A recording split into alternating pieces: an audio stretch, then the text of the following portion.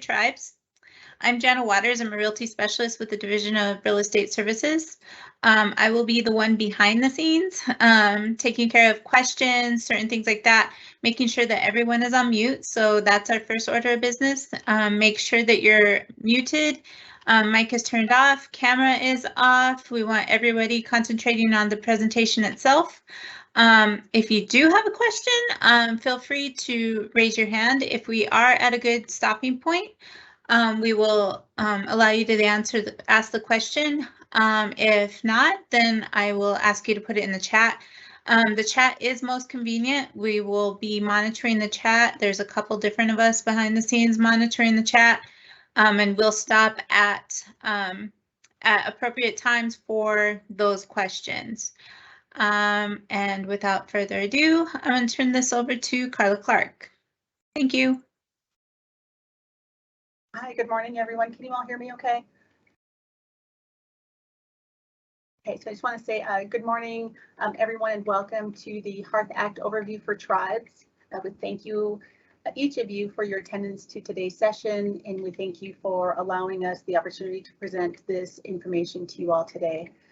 As Jana said, my name is Carla Clark. I'm currently the Acting Division Chief for the Division of Real Estate Services within BIA Central Office. We have a great team that has worked very hard to put this training and this overview together for you all. So I want to take a moment to thank them for all of their hard work and commitment to HEARTH throughout the processing, putting these trainings together, and the coordination that they provide to the tribes when they're looking to submit a HEARTH application. Sharon Kidman is our Senior Realty Specialist. She is our HEARTH Act Coordinator out of BIA Central Office. We also have Simone Jones, another Senior Realty Specialist, and she is out of BIA Central Office as well as Jana Waters, Senior Realty Specialist, BIA Central Office. They are helping to coordinate today's training and also behind the scenes, as Jana said. We also have Suzanne Nunn and David Moran, both attorney advisors out of the Department of Interior's Office of Solicitor's Office. And we have Sheila Herrera. She's our executive director, and she's working out of the Pueblo of Isleta, and she's going to be one of our presenters today. So we thank all of them for today's session and answering the questions. We have a great agenda. We hope this meeting is very useful for you all, and you get to learn a lot today. We attend these sessions, and I learn something every time I take them. So to go over today's agenda, which you all should be able to see on your screen, hopefully. We're going to go through various items for HEARTH. We're going to do an overview of the HEARTH Act policy, talk a little bit about the regulations that created HEARTH, go through the tribal checklist for HEARTH Act regulations, and then also, kind of flip the training here that we have today. I'm talking about the discussion of the tribe's role after HEARTH implementation. And I think this is going to be very critical to answer a lot of the questions that you may have regarding HEARTH. Talking about the lease application, the tribal approval, and then coordination and working with your local BIA agency regarding HEARTH applications and coding them into the TAMS system of record. And then also, coordinating and looking at title status reports and BIA regional offices as well. So we thank you for your participation today. We also want to thank the department and the administration. They have a very strong commitment to tribes. And so through BIA Central Office, this team has worked very hard to fulfill those priorities and making the HEARTH Act available and processing applications to each of the tribes to benefit self-determination. And so we want to thank them today. With that, I appreciate everybody's time and attendance today. Hope you all have a great session. Please feel free to ask questions. We are recording this session as well. So with that, I wish you all a blessed day. Be safe and take care. Thanks, everyone. Good morning, everyone. My name is Sharon Kidman. I am the Realty Specialist at the Central Office for HEARTH Act. I am the main point of contact for tribes who are electing to do HEARTH. So all information for all our presenters today will be put into the chat by our moderators so that you're able to contact us. We'll provide you our email information so that we can, if you have questions, even after we're done with the chat, you may you may go ahead and send those questions forward to us. As you can see, I left the agenda up still. We're going to begin with just a small overview of the policy. The policy was recently amended. It's 52 IAM 13 policy, IAM standing for Indian Affairs Manual. And we are going to go over that. The policy was originally done in July of 2020. However, we've had some corrections done to the address of where the tribe's HEARTH Act packages can be mailed to. Their hard copies. We've corrected that so that the website for HEARTH also matches the amendment and what's inside the policy. So we just want it to clear up some stuff and clean up a few other things. So the policy was recently amended, and that was approved on June 16th of last month. So that's kind of what we're going to go over today. So under the policy, it's, as you can see, it's about 16 pages long. So we are not going to go over, it's a short session this morning. We just kind of want to give you a short overview of what to expect and how to begin the process if you, the tribe, are interested in doing HEARTH. So the policy begins with the purpose, the scope, and a little bit about the policy itself. It also covers the authority, the statutes and regulations, and the guidance whereby which it was done and what we use. So that's also there. It also has a few of the defined terms in here that we use and that you would see a lot. So those are all here for you, defined. And I'm going to jump down to the part where we talk about initial submission for a tribe. So let me get down to that part.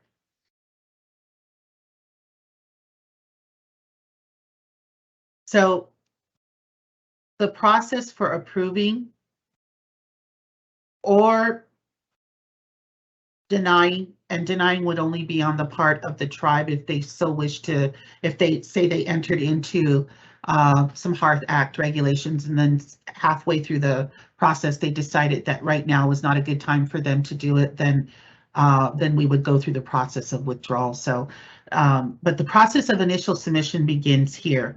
It's very simple. These are the things that the tribe will need, beginning with 1, an original cover letter. That includes a request for review and approval of the regulations under the HEARTH Act.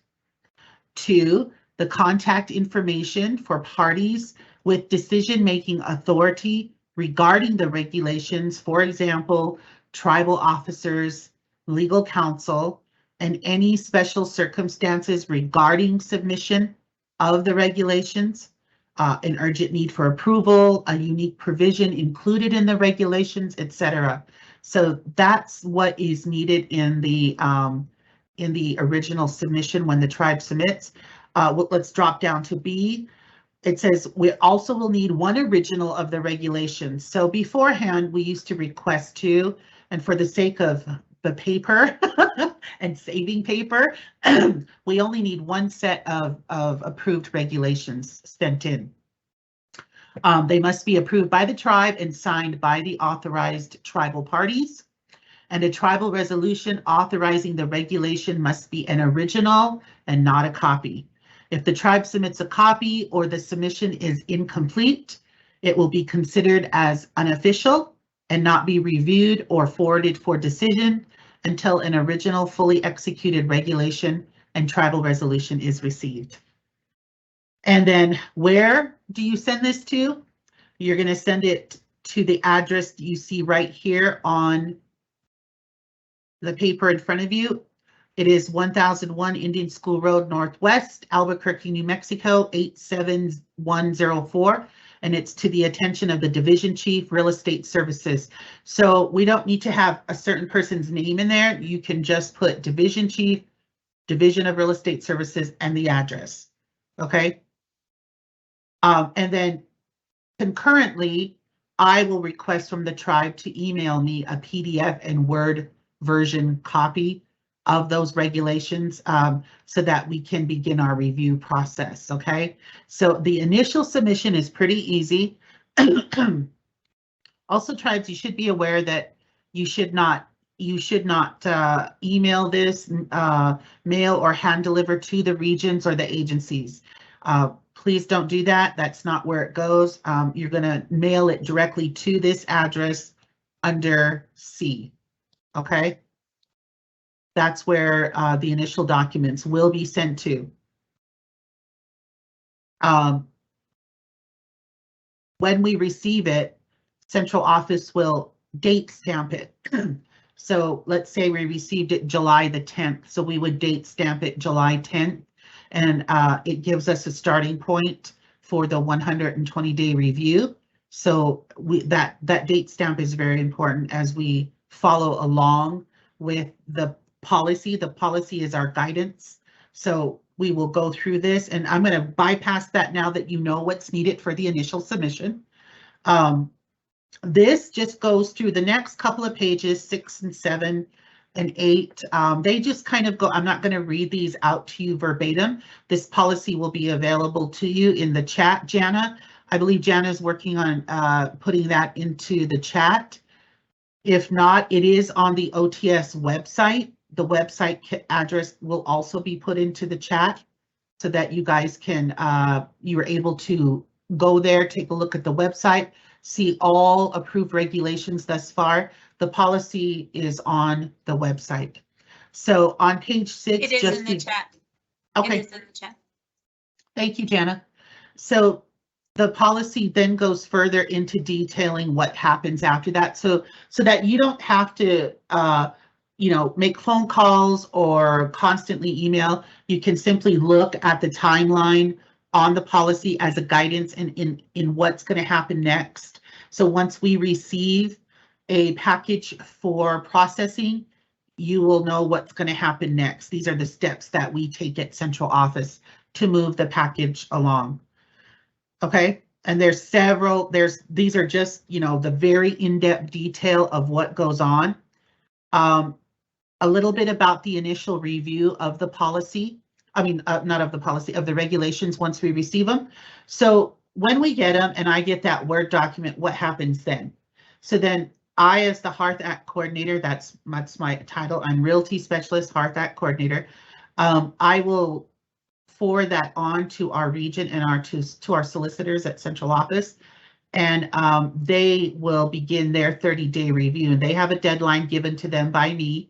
So, BAIA is not out there just sitting on it. It's got a deadline, and we're all working together to meet that 30-day deadline. So on this initial review part here, it goes into detail as to what happens in that deadline. There's several steps to this. We also have an internal call that happens before we reach out to the tribe. So there's two parties involved here: central office and the region. So the region gets to assist in the review of the regulations during this period. After that, we will then reach out to the tribe. Right here on this step, which is step 5, I scheduled the external conference call with the tribe, and that's really where it begins, is the actual going over of those comments, because once we have our internal call, I send those comments back to the tribe's point of contact. And it's not just any point of contact. I want to make sure that I point that out. It must be the point of contact that the president, chairman, governor, in the letter that they submit, it must be that person or people, one or two only. I will not just send it to anybody. It will only be to those people listed in that letter. Okay, so just bear that in mind. Once we are done with our internal review, I will send back the regulations to the points of contact based on the letter, and I will set up an external call and give them time to review before setting up that call. The tribe will give me a couple of dates that they are available to do this call. So that is kind of the starting point of how this all begins. Is it begins with the tribe first drafting and finalizing their own regulations, submitting the cover letter, submitting the resolution and the regulations with the cover letter to the address that we just went over a couple of pages up. So that's kind of how it all begins. As far as what to expect, like, does the tribe have assistance before that? Can they reach out to the solicitors? Yes, they can. And that is the next part of this presentation. My part was just a little bit about what starts the process, the internal review, that kind of thing. But the part of the legal sufficiency review, those steps will be done by our other guest speakers today, and they will be going over the tribal checklist, which is also on the website. So all of these things that, except for the agenda, all of these documents that we're going over today are on the website for you to look at. So without further ado, I'm going to go ahead and turn this portion of the overview today to our solicitors from the Office of the Solicitor at Central Office, David Moran and Suzanne Nunn. David?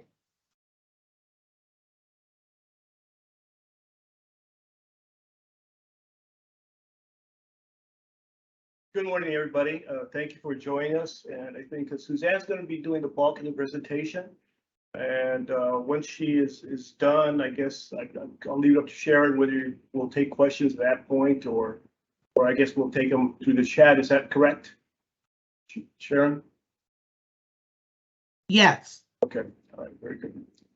All right. Well, anyhow, I've been with the solicitor's office for over 30 years and so forth, and I have done a variety of work in Indian country, and basically have been doing HEARTH Act since the act was adopted, and basically, and so Suzanne is let her introduce herself now. Thank you.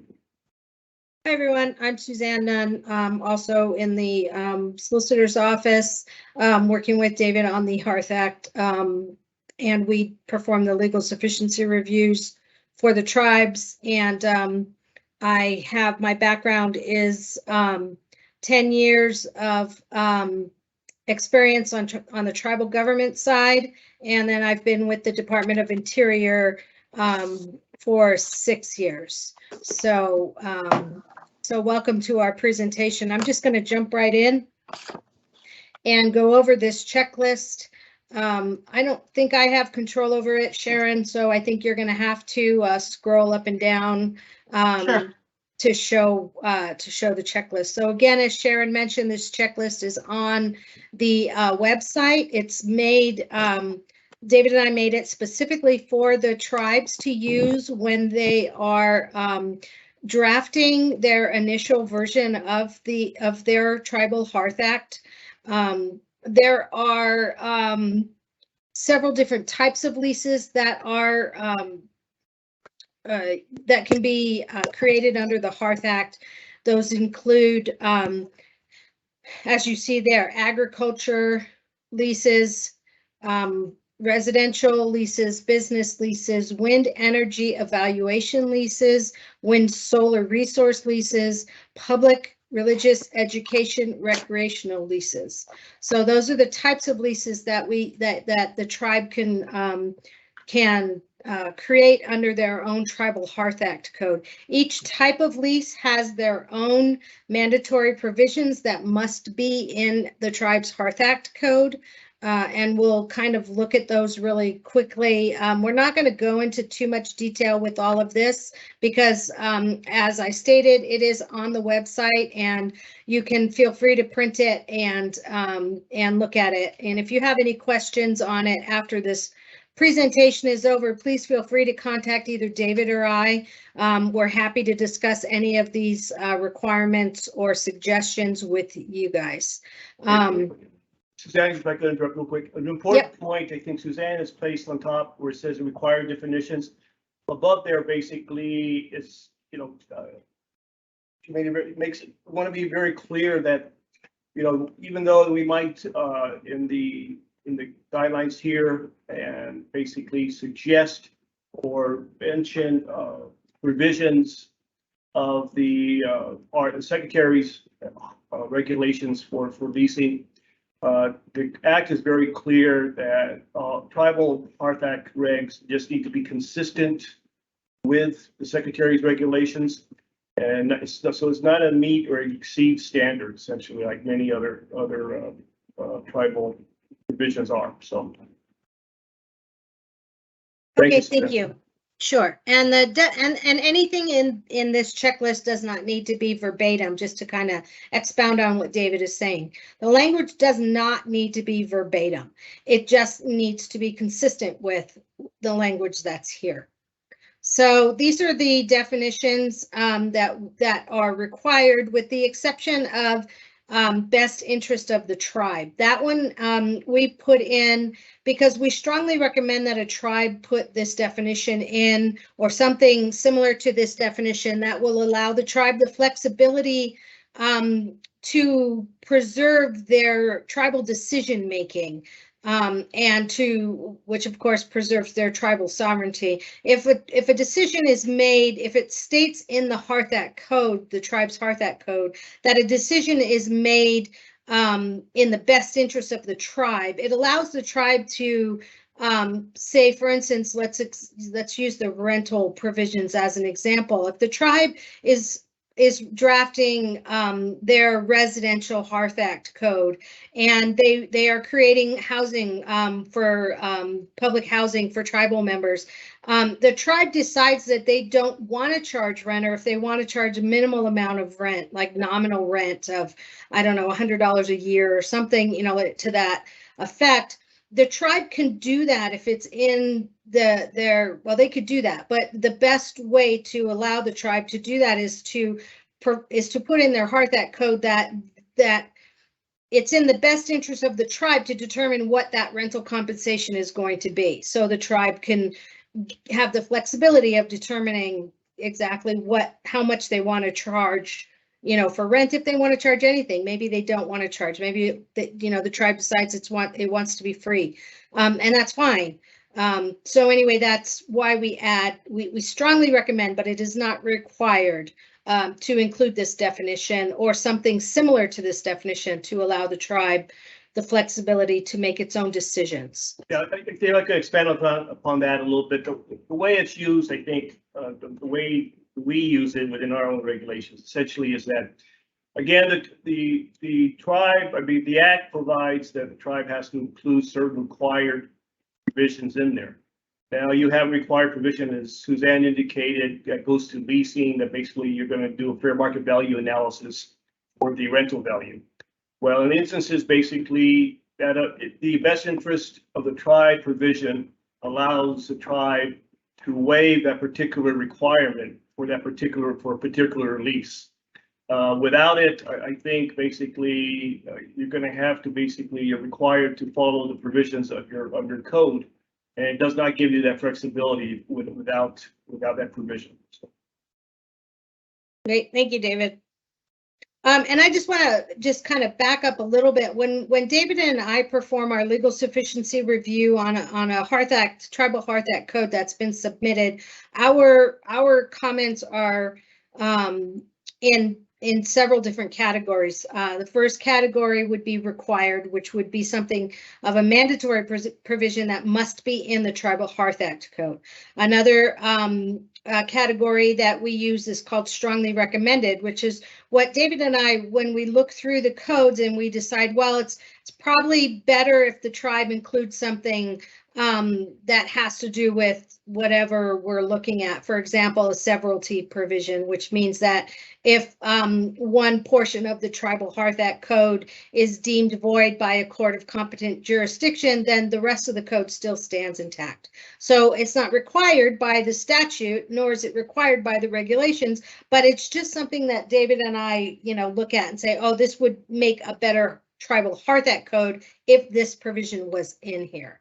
And then we have another category called discussion, which is when there's a provision in the code that we would like to discuss with the tribe and better understand why that provision is in the Tribal Hearth Act code. Sharon, go ahead and go down. So another definition that we look for that's really important is the public for the purpose of environmental review and significant effect on the environment. These two provisions have to do with the environmental review that is required by the Hearth Act. It's a statutory provision. They must be in each Tribal Hearth Act code.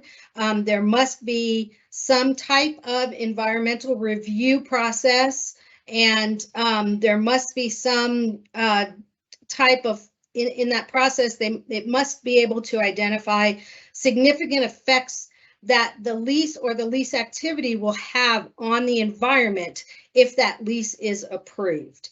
The public has to be pretty broad because that's what Congress has intended with the Hearth Act code. And so we've come up with a definition because oftentimes broadening the term public becomes problematic for tribes. And because, I mean, we don't want Joe Schmo, who lives, in the next town over or whatever, just to have a say in what happens with that lease activity or that lease. So we've narrowed as much as we can the definition of public for the purpose of the environmental review to anybody who can demonstrate that they'll be significantly or directly affected by the lease or the lease activity. Now, that's a pretty tight standard for a person to come up to, and we've done that on purpose. This is partially because the Hearth Act does not require a NEPA review. And so in order to make sure that we still meet the standard of the statute, we've come up with this definition. David, would you like to? Again, I think it's important because in Congress, I think there was a lot of debate on whether to require tribes to go through the NEPA process. And I think essentially, and as you all know, I think, sometimes the delay in many secretarial approval of leases is because we're waiting on a NEPA process, which is quite onerous and, it's lengthy and expensive. Basically, to be here, Congress was still debating whether they wanted to have a meaningful environmental process, which means basically there's new requirements that you allow people that are going to be affected to comment.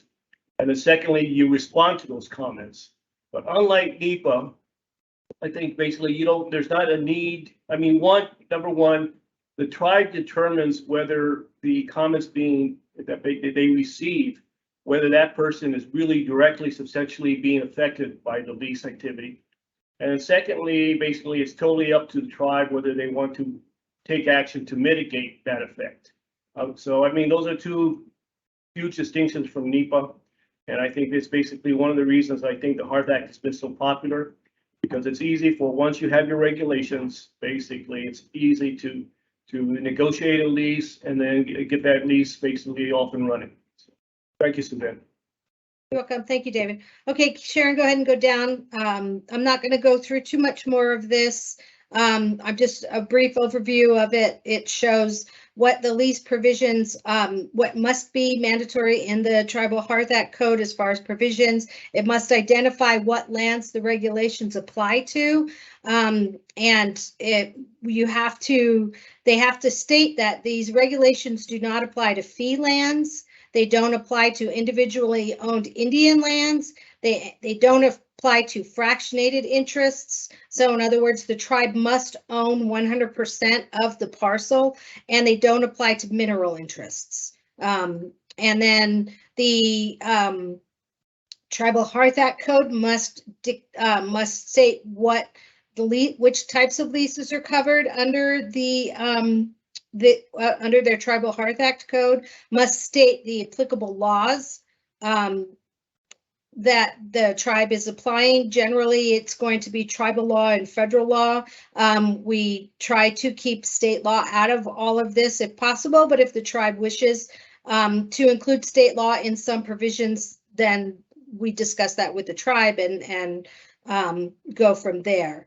It must include a provision that allows that addresses the tribe's authority to enact these laws. In other words, a tribal constitution or a tribal bylaw in which the tribe has the authority to enact laws and be governed by those laws.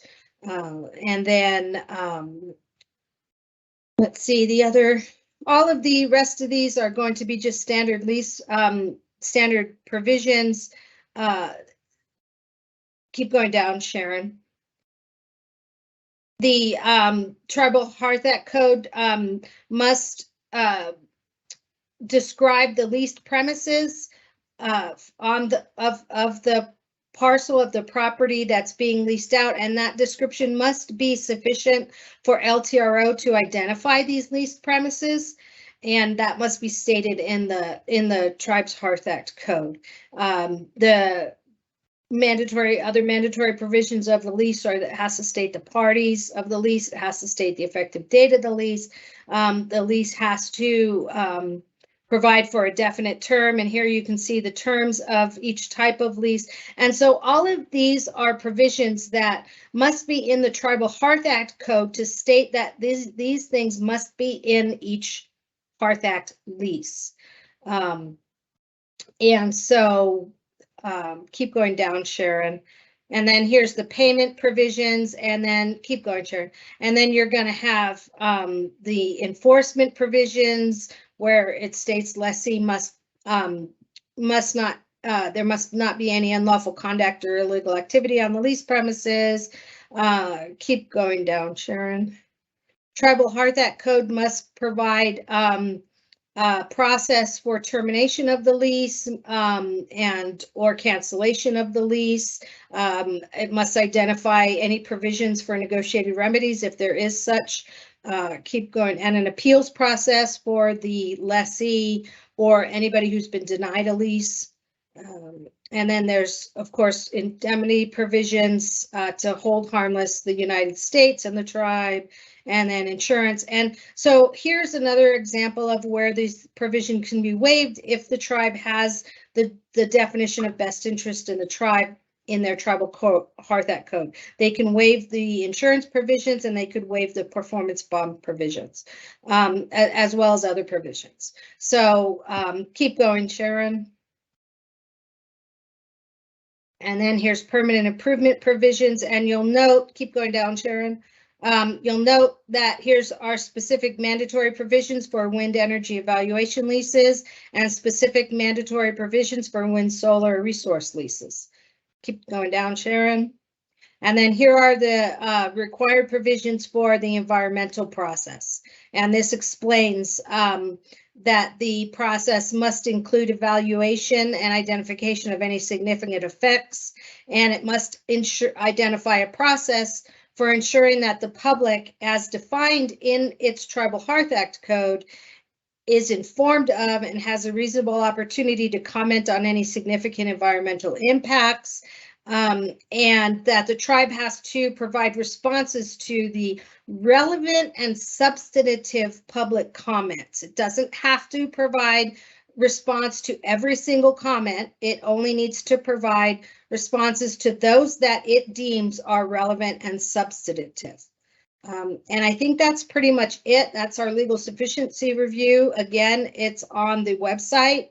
Please feel free to download it, print it, and use it. It's very helpful. David and I worked really hard on getting a checklist that would assist the tribes the best we can in developing and drafting their HEARTH Act, their Tribal HEARTH Act codes. And that's all I have. David, would you like to say anything? No, nothing at all. Again, like for people that are drafting your regulations, I mean, feel free to contact Suzanne or myself directly by through email. Basically, we can be of any assistance or clarify any of the items here in the checklist for you. Great, and that's it. We're done. Thank you, guys. Thank you. Thank you, David and Suzanne. Again, folks, we are going to put our contact information inside the chat so that you can ask a question still after the event is over with. The next portion of this event, going along with the agenda, is coming from our tribal counterpart. We have asked Ms. Sheila Herrera to come and do a presentation as far as tribal implementation of the HEARTH Act is concerned.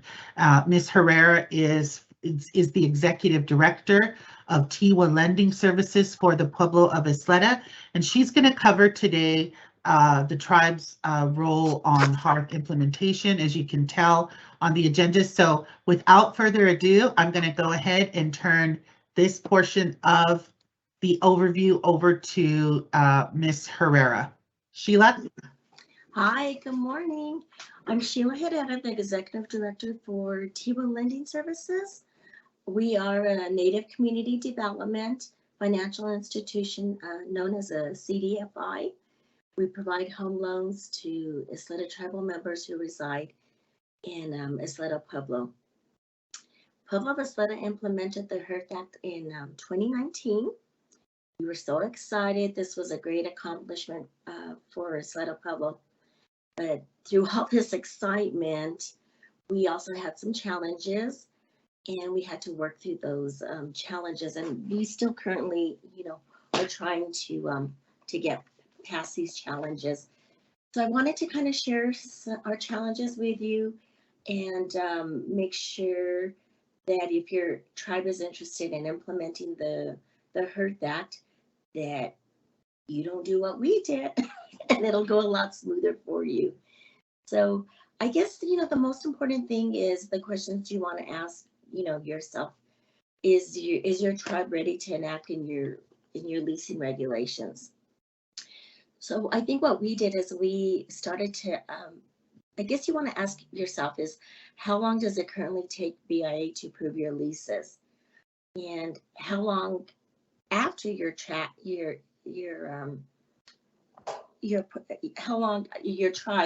how long is it going to take them to actually approve the leases under the HEARTH Act? Who's going to prepare your environmental reviews? And are you prepared to manage or enforce or cancel any leases? There's a financial burden on the tribe that the administrative part of it is, are you going to be able to create new positions such as, in our case, we went ahead and we created a position as a realty officer or an environmental reviewer. Is your tribe ready to have these positions filled? You have to budget for salaries for these new employees, and you're going to have to expand and create office space and storage. Does your tribe have the capacity to process, approve, and encode your leases for recording? And examine your tribal infrastructure capability for the process of leasing.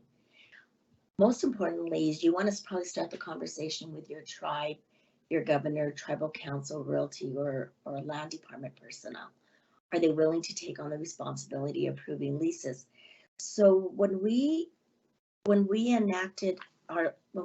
part of the HEARTH Act in 2019, we hadn't developed a committee yet.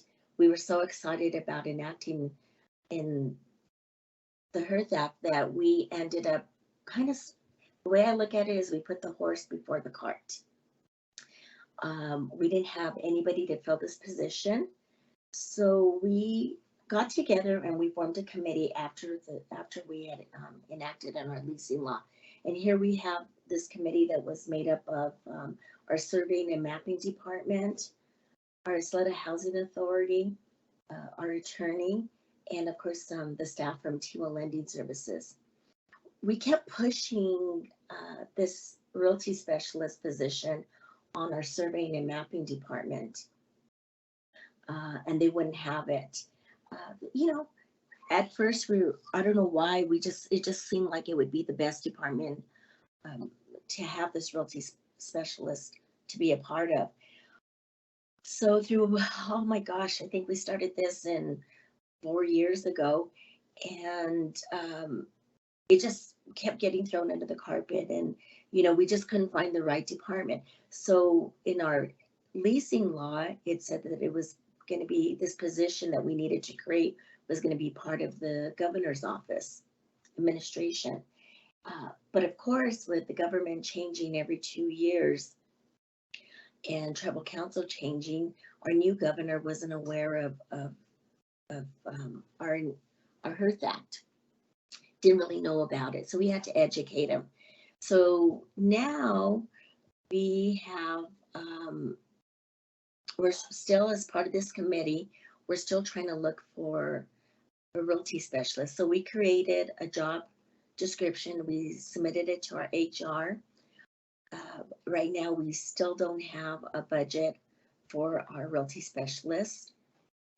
And we're still trying to figure out what department is going to be handling this function. So we just went before tribal council about 3 weeks ago, and there wasn't a quorum, so we're going to be going before them actually tomorrow again, and we're going to present to them we made some corrections to our residential lease, and from there we're going to ask them if they can maybe put in their budget for next year a realty specialist. On top of that, we need to find out what department's going to handle this realty specialist. And we can probably go, I guess, to the next slide. So this is kind of what your residential lease is going to look like. And we'd be more than happy to share it. We made a few changes. I don't know. I don't think we have the red line version in here. You can kind of go to the next slide. And I think when you look at your residential lease, the most important thing is you want to make sure that your residential lease is in accordance with your approved HEARTH Act leasing law. In our case, we changed ours to 75 years, and we highly recommend that the Tribal HEARTH Act include your leasehold mortgages. Check your code, for that provision. You can actually go to the BIA website and it has that in there. Make sure you're part of that, the CFR 25, any part, CF 25. You can go to the next screen. And then we created a resolution. And then we have the next slide, we created a checklist for the residential lease. And what we did is we kind of saw the checklist that BIA had, and we just incorporated it, and we developed this checklist to help our leasing officer when we did hire one to go ahead and to check that, to check everything off. I think as far as the description we had, make sure that proof of tribal membership of the leasee attached applies only if lease is an individual. We wanted to give the realty specialist something to review. So you can go to the next page. And there was I think part one was just required information document. We developed a home site development application, and we required, we did a checklist for environmental reviews. Just some guidance, something to help this realty specialist with. And then we did required a lease provision, a checklist.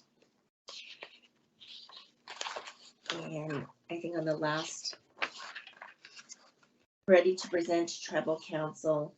And then we did the lease execution and recording. Go to the next screen. Okay, and this was the checklist that we developed, hoping that this is going to help our, fill with our realty specialist. Is going to help guide them. Go to the next screen. So in our job description that we have here, let's see, let me look at that.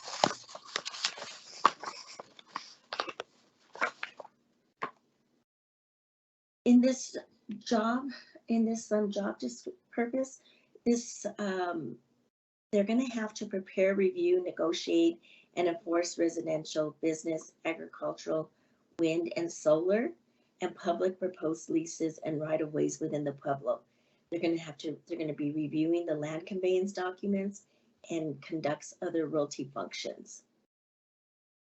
At this point, we submitted it to our HR, and they kind of just, helped us with that.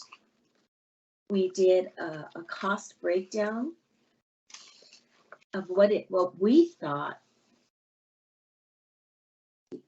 that what the expenses that we thought might occur with this. So we figured, maybe office space, the computer monitor, we're going to have to provide a laptop, software, Microsoft package, desk, chair, hard drive, supplies and materials, a work phone, a webcam. We just kind of went down the list and just started adding up all this stuff. And that came out to like just along with the $10,740. Then you had the annual cost, which is access to a vehicle, the land database software. We had a phone bill in there, leasing officer salary. And we really didn't know what to expect on the leasing officer salary. Then we had to add the French benefits and training with travel. But most importantly, after we did this job description, we realized that we're going to have to make sure and provide training for this realty specialist. Now, who's going to do the training? So these are all the challenges that we currently have right now, and we're trying to work through them. So hopefully, if your tribe is ready to enact it in your leasing law, you won't be put in the position that we are currently. And you want to make sure that you have all these things in place. Does anybody have any questions?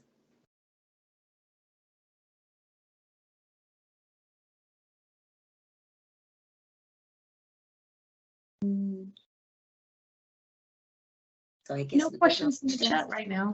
Okay. So other than that, I mean, so hopefully tomorrow when we go before tribal council, we'll go ahead and let them know that we'd like for them to put in their budget because we're almost at the end of the year, so to start implementing a job salary in there. And then at this point, what department's going to handle it, this new job, and who's going to provide the training. So, but I just wanted to send a thank you to Sharon Kidman, Realty Specialist, and the Central Office for collaboration with New Mexico Tribal Homeownership Coalition. Thank you, Suzanne, David, and Naomi, and Simone, and Carla, all of you.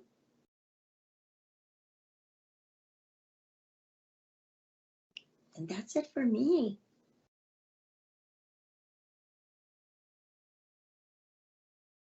Okay, thank you, Sheila. Again, for those who are attending, if you have questions, you can still put them in the chat. I do see a question that just popped up. This is from Karen Woodard. She said, can you share your internal checklist? Yes.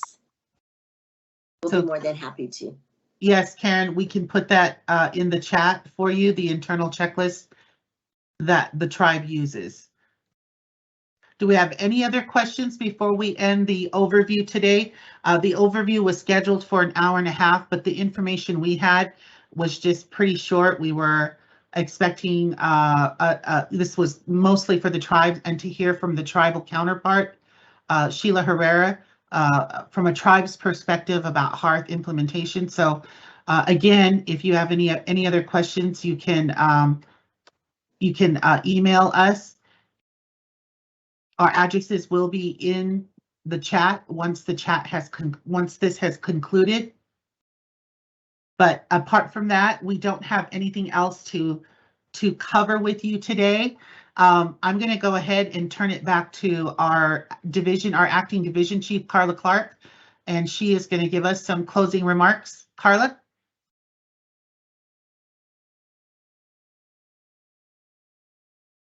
Okay, great. Thank you all so much. Appreciate Sharon and David and Suzanne and Sheila, all the support and coordination that you do with BIA. So much appreciated. You know, we really appreciate the time that you all took to prepare this information and presentation for the tribes. We also have a session tomorrow, so if anyone is able to join late or wasn't able to join today, we do have a session tomorrow as well, going over the same information. So if you know anyone or anyone in your offices, please feel free to share that information located on our BIA webpage under the HEARTH section within the BIA. Please feel free to join again tomorrow. Maybe you have a question that you thought of after today's session. I know it's a lot of information to take in, a very, very good information though with that. And so we appreciate all of your time and attention today. Feel free to reach out to us if you have questions later. You're not able to attend tomorrow. We are recording these sessions.